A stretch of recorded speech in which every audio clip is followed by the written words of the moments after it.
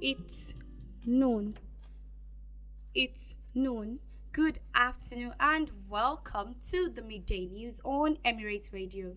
We are located behind Federal Ministry of Environment off Old Jebba Road, Ilorin, Kwara State, Nigeria. First, the highlights. Serap rejects National Assembly bill seeking to jail non-voters. Army Chief reaffirms commitment to national security. I am Alima Abdulsalam. The news in details. The Socio-Economic Rights and Accountability Project has called on Senate President Godswill Akpabio and House of Representatives Speaker Tajuddin Abbas to immediately withdraw a bill seeking to impose a 6-month jail term or a fine of 100,000 or both on eligible Nigerians who fail to vote in national and state elections.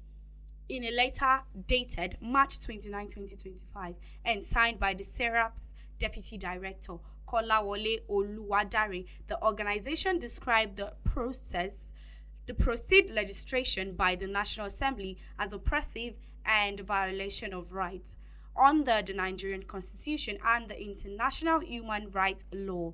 This was contained in a Sunday press statement shared with newsmen. Jailing eligible Nigerians for deciding not to vote would be entirely inconsistent and incompatible with the letter and spirit of the Nigerian Constitution and the country's international human rights obligation, the letter stated. The bill, titled Bill for an Act to Amend the Electoral Act 2022 to make it mandatory for all Nigerians of majority age to vote in all national and state elections, and for related matters proposed making votes compulsory for all eligible Nigerians. SERAP urged that the measure infringes on citizens' rights to choose whether to participate in elections or not. In another news, the Chief of Army Staff, Lieutenant General Olufemi Oluyede, has reaffirmed his commitment to securing Nigeria as he celebrated Eid al-Fitr with wounded soldiers at the 44 Nigerian Army Reference Hospital. Oluyede made this pledge during a Salah luncheon with sick and wounded in action personnel and troops deployed on operation in one division area of responsibility on Sunday in Kaduna. Oluyede, represented by the Commander Infantry Corps, Major General Abdul Ibrahim, praised their sacrifice and assured them that they had not been forgotten. He explained that most soldiers sustained injuries during the operation in the northeast and northwest, including Operation Hadikai and Operation Fasanyama. The Army Chief retreated his commitment to national security, highlighting successes in cleaning the corridor from Kano to Abuja.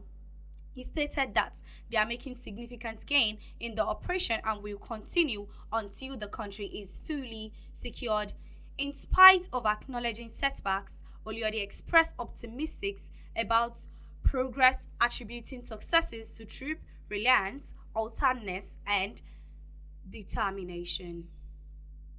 You're still listening to the midday news on Emirate Radio. Before I end the news, here is a recap of our top stories. We brought to you that the Socio-Economic Rights and Accountability Project is called on Senate President Godswill Akpabio and the House Representative Speaker Tajuddin Abbas to immediately withdraw a bill seeking to impose 6-month jail terms or a fine of 100,000 or both on eligible Nigerians who fail to vote in national and state election. And lastly, the Chief of Army Staff, Lieutenant General Olufemi Oluyede, has reaffirmed his commitment to secure Nigeria as he celebrated Eid al-Fitr with wounded soldiers at the 44 Nigerian Army Reference Hospital. That ends the midday news on Emirate Radio.